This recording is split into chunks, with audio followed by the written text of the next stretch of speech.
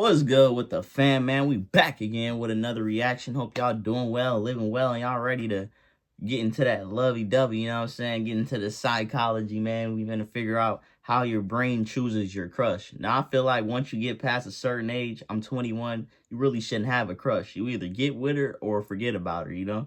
But hey, sometimes, you can't stop thinking about somebody, so we going to see what they got to say, and I'll give my take on it. If you into more deep content, go in your mind, philosophical, just growth in life, check out my other channel and also my music below in the description. Let's get it. Let's go.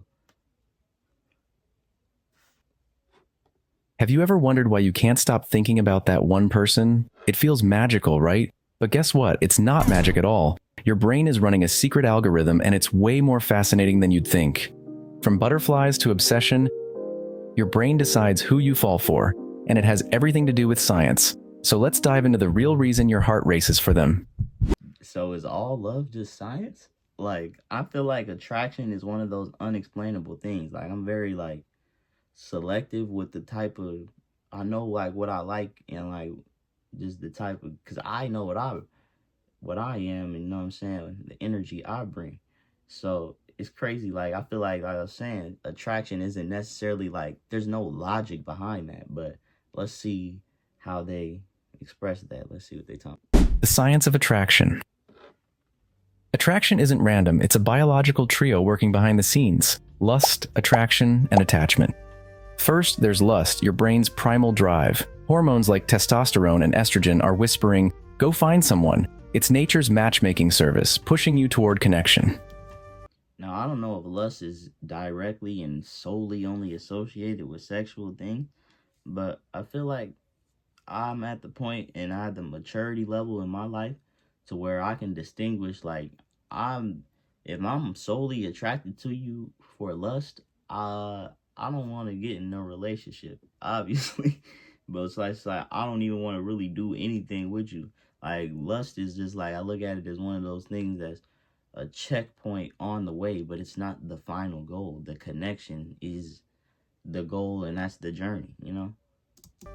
Next up, attraction, the butterflies, the daydreams, the obsession. Here, dopamine floods your brain, making you feel euphoric, like you're on a high. Suddenly, they're all you can think about. Finally, we have attachment, the glue for long-term love. Hormones like oxytocin, the cuddle chemical, and vasopressin create that deep, comforting bond. It's why couples stick together through thick and thin. Here's the wild part. These three systems can work together, or separately. Ever felt lust for one person, attraction for another, and attachment to someone else? Yep, that's your brain running three different programs. No, this is actually a crazy video. It's really breaking it down because I still feel like love is one of those things that's not a logical thing. Is just one of them, I don't want to say predetermined, but I don't know, you can't really control who you attracted to, you know? So it's just crazy how they breaking this down, though. It's interesting to see the different ideas and just ways to think about this now. At once. The tricks your brain plays, familiarity and the mere exposure effect. Now let's talk about how your brain tricks you into crushing on someone. Ever noticed you start liking someone you see all the time, like a coworker or a classmate? That's the mere exposure effect. Your brain loves what it recognizes. Repetition breeds attraction. But there's more. Your brain is obsessed with familiarity, even in ways you don't realize. Research shows people often pick partners who remind them of their parents. Sounds weird, right? But it's not. I've been telling my homies that, it's girls that have similar qualities that my mom has, because I don't be childish. Just the caring, nurturing, loving qualities like that. And yeah, I agree to that. But yeah, this video kind of crazy. They kind of exposing me. I'm just in here shit. Not about looks. It's about behaviors, mannerisms, or emotional patterns that feel comforting and familiar.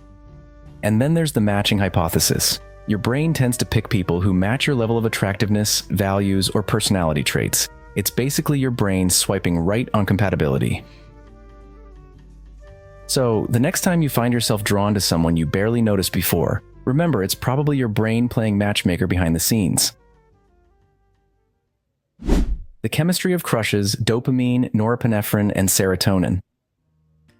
When you have a crush, your brain becomes a chemical factory. Here's what's happening inside. First, there's dopamine, the feel-good chemical.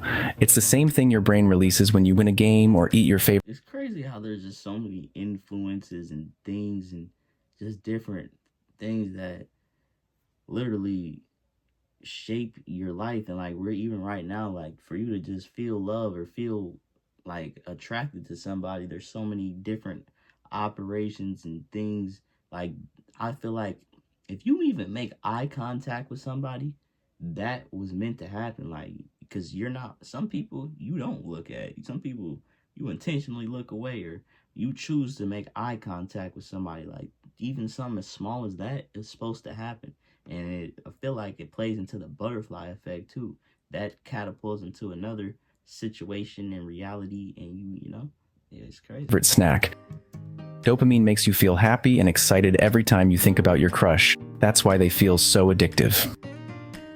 Next, norepinephrine kicks in. This chemical is why your heart races, your palms sweat, and you feel nervous around them. It's like your body is on high alert, ready for romance mode. But here's the wild part: your serotonin levels drop. This is why you can't stop thinking about them. Your brain puts them front and center, pushing everything else aside. That's why falling for someone feels so obsessive. Put it all together, and you get that roller coaster feeling: highs, lows, and total excitement. Your brain isn't just...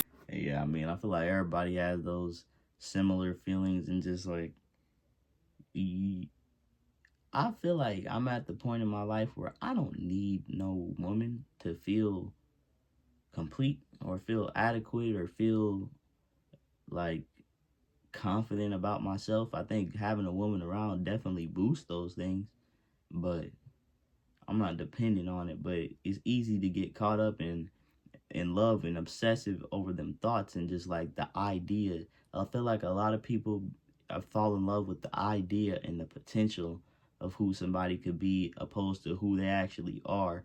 And then when they don't meet your expectations, you mad at them, but you're just trying to make them someone who they ain't ready to be, or they're not, you know what I'm saying?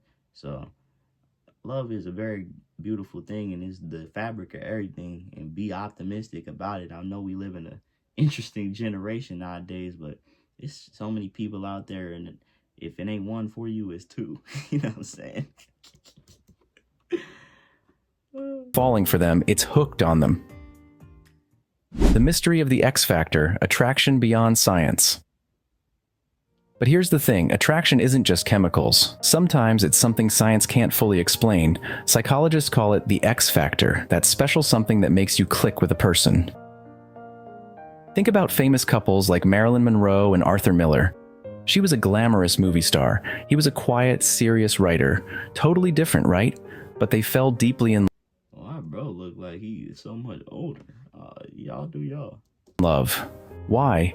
Maybe she loved his brilliant mind, and he saw the real person behind her fame. That's the X factor. It's more than logic. It's connection. This proves that attraction isn't just about looks or biology. Your experiences, values, and emotions shape who you fall for. Sometimes the heart chooses before the brain understands why. The slow burn effect: attraction over time. Man, got my heart feeling all type of good. Bro, I'm like, whoa.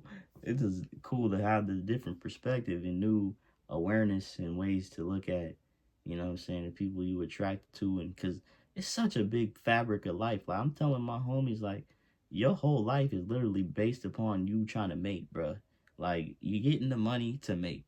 You're grinding, you're working on your passions to mate. You're becoming the best version of yourself to mate. That's literally one of our biological purposes beyond any purpose that we create. We're here to reproduce, right? And everything that you're doing is on that path too, indirectly, but it's all leading to that. I promise you. Just look at the path.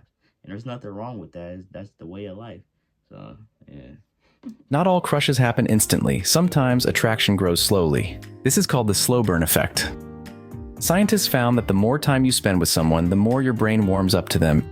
Even if you didn't find them attractive at first, connection can change everything.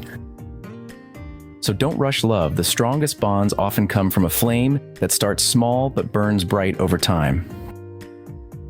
So what's the real lesson here? Attraction may start in your brain, but love is built with your heart. Hey, bruh, that just goes to show, like, boy, out here, I'm planting seeds. Like, I'm only going to get better. I'm only going to grow. I'm only, you know. Chemistry can spark a crush, but real connection comes from how you grow together. Now here's a question for you. Did this video spark your curiosity? I'm on a journey to reach 1,000 subscribers, and your support means everything to me. If you enjoyed this, please subscribe. Let's grow together, one video at a time. Yes, sir. Let's get it, brother. Both of us. Yeah, that's crazy. I'm going to hear the last part real quick. Oh, yeah, he said how you grow together. And I think that's also in the form of grow together, like come closer together and grow to get to know each other, but also in the sense of growing in life together. And that's what I'm about. Like, I notice a lot of people in my generation, they don't want to build. They just want to come around and take what you got, or want you to already be established and not want to build nothing with you.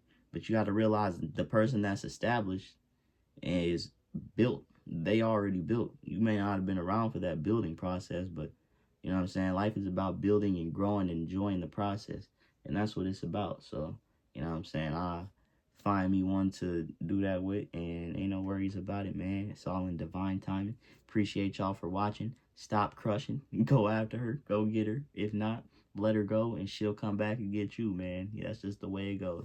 I love y'all. Appreciate y'all for watching. Links in the description for the music and my other channel. And y'all stay up. Unlimited. We out. Let's go.